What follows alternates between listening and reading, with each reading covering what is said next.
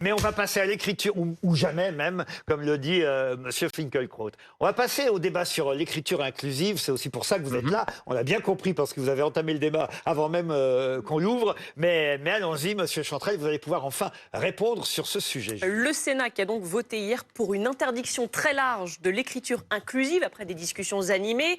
Les sénateurs ont adopté à 221 voix contre et 82 cette proposition de loi de la droite visant à protéger le français des dérives de l'écriture dite inclusive. Je cite, son périmètre il est plutôt large.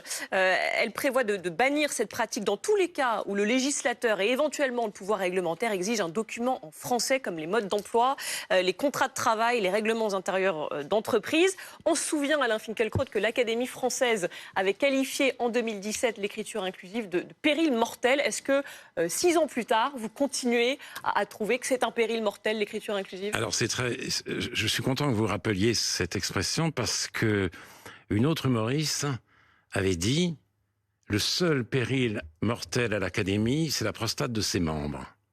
L'humour con n'a pas de frontières. Et pardon, hein, Monsieur Finkielkraut, mais on s'est toujours moqué franchement, depuis des décennies, de l'âge moyen des académiciens français, comme des sénateurs d'ailleurs. C'est possible. Mais le seul péril, je répète, on peut se moquer de l'âge des gens.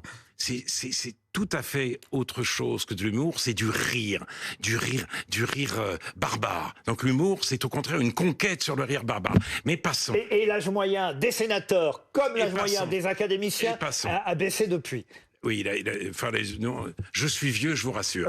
Mais on est tous le vieux de quelqu'un. Simplement, Flaubert a dit « Je n'écris pas pour le lecteur d'aujourd'hui, mais pour tous les lecteurs qui se présenteront tant que la langue vivra. » Parce que la langue peut mourir, et elle meurt aujourd'hui sous nos yeux. Elle meurt dans les réseaux sociaux, elle meurt, la syntaxe s'effondre, le vocabulaire sera bougri, le globish prend le pouvoir, et en plus de ça, il y a des vandales. Le wokisme est un vandalisme sur la langue. C'est du vandalisme qui défigure les mots, qui est une horreur. Alors je veux bien, il se passe des choses très graves à Gaza, en France. Je suis le premier à le dire, si vous voulez. L'antisémitisme planétaire, ça ne me concerne, et pas seulement en tant que juif. Mais il faut prendre ce problème à bras-le-corps, puisque des universitaires continuent à écrire avec l'écriture inclusive, puisque des étudiants, des militants tractent là-dessus, et il faut le discours d'Emmanuel Macron vous a rassuré de ce vandalisme. Ce que le président de la République a dit hier était rassurant. Il fait de l'écriture inclusive à l'oral, Macron.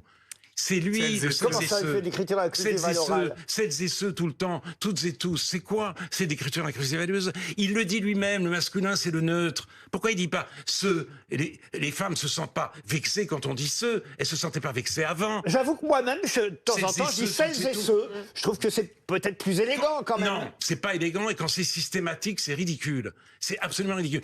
Mais c'est peut-être De Gaulle. Celles et ceux qui nous regardent jugeront. Mais et alors, je dis un mot, c'est De Gaulle qui a commencé avec française, français, et je pense à Coluche, belge, belge. Qu'est-ce que vous répondez à ça, Monsieur Chantrel? Oui, bon, là, je vois qu'il y a beaucoup de raccourcis, de mélanges, des choses qui n'ont pas forcément de cohérence à voir entre elles. Mais justement, celles et ceux qui se soucient de l'écriture inclusive, c'est celles et ceux qui se soucient justement de l'égalité entre les hommes et les femmes. Parce que ça n'est pas anodin, justement. Quand on regarde les personnes qui se mobilisent contre l'écriture inclusive, c'est les mêmes personnes qui se sont toujours mobilisées. C'est ce que je disais au départ, justement, le camp de la réaction conservateur, qui s'est toujours opposé, que ce soit les lois sur la parité, sur l'égalité salariale. Ce sont les mêmes personnes. Ce sont absolument les mêmes personnes qui s'y opposent. Alors après, de dire que l'écriture est que c'est la catastrophe, hein, moi je n'ai... Il ne faut pas avoir ce discours totalement pessimiste, décliniste, qui n'est pas du tout à l'image d'une langue qui se doit d'être vivante. D'ailleurs, cette langue, elle est parlée, le français, il est parlé très différemment, qu'on soit au Québec, qu'on soit en France et qu'on soit en Afrique. Et c'est ce qui fait sa beauté et sa richesse. Elle est vivante quand on la laisse vivre, pas quand on impose quelque chose qui n'est pas naturel. C'est qui impose? C'est ceux qui veulent interdire. Nous, l'écriture inclusive est imposée par un micro-groupe. Il n'y a aucune loi qui l'impose. Là, par contre, il y a une loi qui veut l'interdire. Vous n'allez jamais à l'université alors. Ceux qui veulent imposer des choses, c'est ceux effectivement qui la combattent. Mais Mais je n'ai pas vu un seul. Alors vous savez, depuis 2018, il y a eu 9 propositions de loi visant à interdire l'écriture inclusive. Et comme je vous ai dit, je pense qu'il y a des sujets de préoccupation beaucoup plus majeurs par nos compatriotes. Dans ce cas-là, il y a toujours un sujet plus mais il n'y a grave. pas une seule proposition de loi pour l'obliger. Donc c'est des fantasmes dans votre tête. Mais non, il y a des pratiques, notamment à l'université et dans l'administration, et pourtant c'est interdit. À la mairie de Paris, à Périgueux. Exactement, vous pourrez faire toutes les lois que vous voulez. Les gens parleront et écriront comme ils le souhaitent. Vous pouvez faire des lois contre l'écriture inclusive, vous ne m'en empêcherez jamais. Alors ensuite, ce que je vais vous dire... Il n'y a pas beaucoup de gens qui utilisent Yel, tout de même. Non, Il n'y a que des militants. Mais après ça, c'est de l'écrit. Après, la transformation de lire de l'écriture inclusive avec des points ou à l'oral, c'est pas ça l'écriture inclusive. Non. C'est ce qu'on vient de faire. Alors après, le texte, ce qu'il faut quand même voir par rapport au texte, ce qui est particulièrement dangereux, c'est que ça n'est pas aux législateurs que nous sommes et législatrices de définir ce que doit être le bon ou le mauvais français. Et il ne faut pas éventuellement également, parce qu'on va peut-être faire aussi des propositions de loi pour interdire l'argot ensuite, on va faire des propositions de loi pour interdire le verlan. Enfin, ça n'est pas aux législateurs de définir le bon et le mauvais français. C'est pas aux le militants français, non il plus. appartient aux locuteurs, à ceux qui français. s'expriment en français. C'est une langue vivante. Ça n'est pas aux législateurs de le définir. Permettez que je donne la parole à mes chroniqueurs. On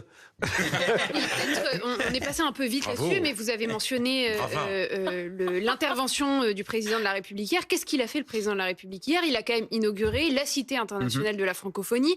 Il faut quand même rappeler que c'est le plus gros projet d'institution culturelle et éducative et patrimonial aussi, parce que après Notre-Dame de Paris, c'est un des plus gros chantiers entamés dès le premier quinquennat d'Emmanuel Macron.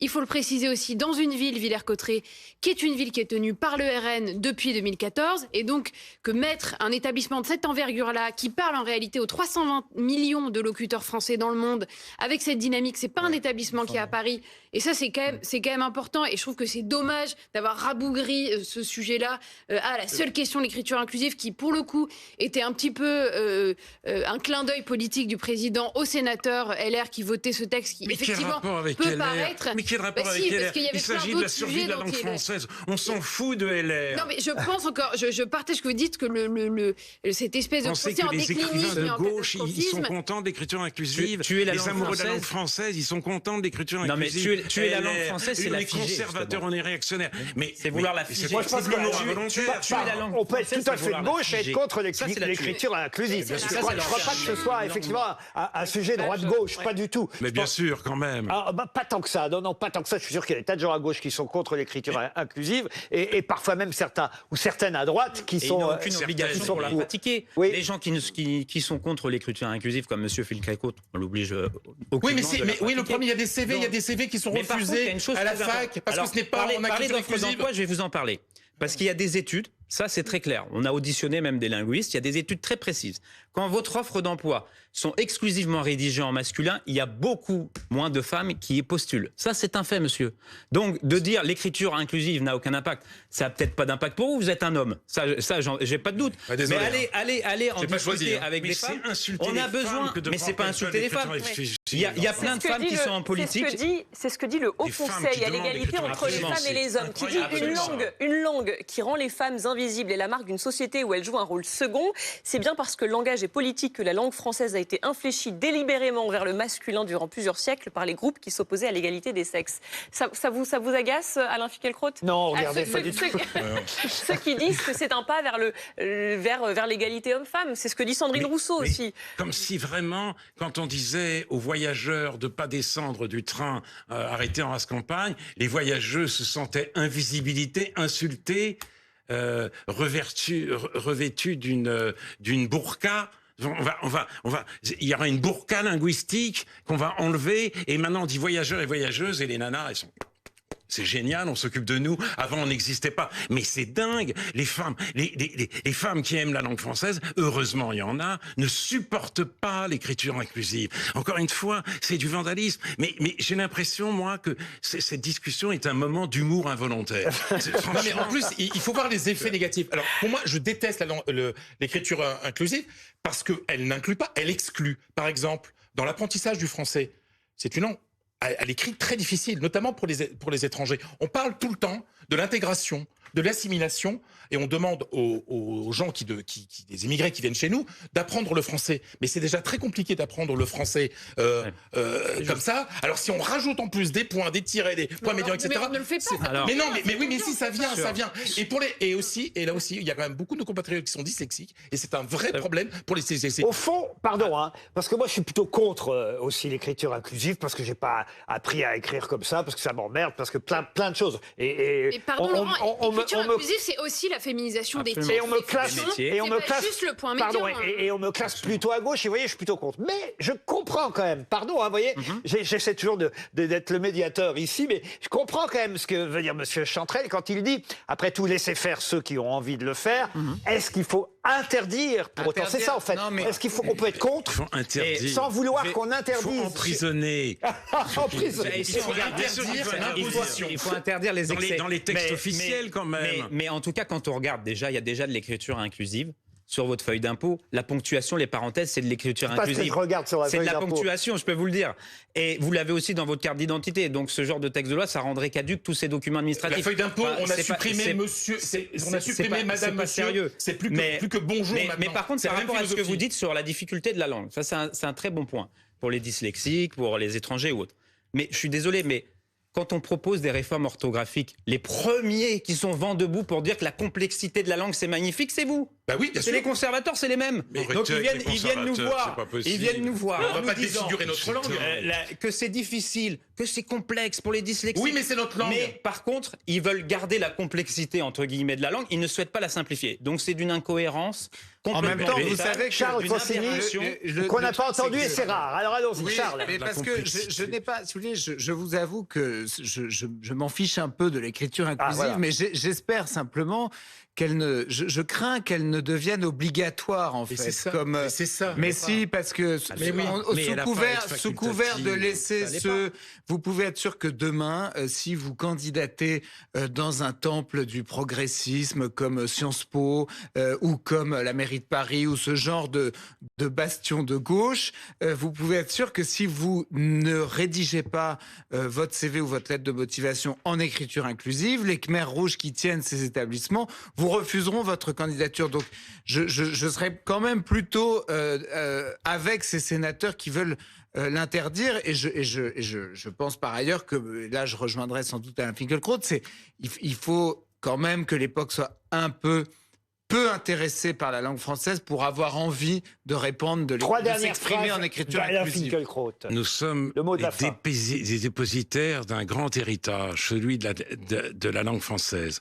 Cet héritage, il nous appartient, quand nous parlons, quand nous écrivons, de le respecter, de le transmettre, et si nous le pouvons, de l'enrichir. L'écriture inclusive n'est pas un enrichissement, c'est une destruction programmée. C'est le mot de la fin, signé Alain Finkielkraut. Je voudrais, moi, puisqu'il nous reste encore un peu de temps, terminer avec un texte que vous connaissez sûrement, mais que j'ai eu envie de modifier quelque peu, même si déjà l'original était très très bien. J'ai ouvert cette édition avec la phrase de Frantz Fanon: quand vous entendez dire du mal des Juifs, dressez l'oreille, on parle de vous. Il y a un texte que vous connaissez sûrement aussi, un texte signé d'un pasteur allemand qui s'appelait Martin Niemöller, qui date de 1950, et j'avais envie de le transformer avec l'actualité du moment, et voici ce texte.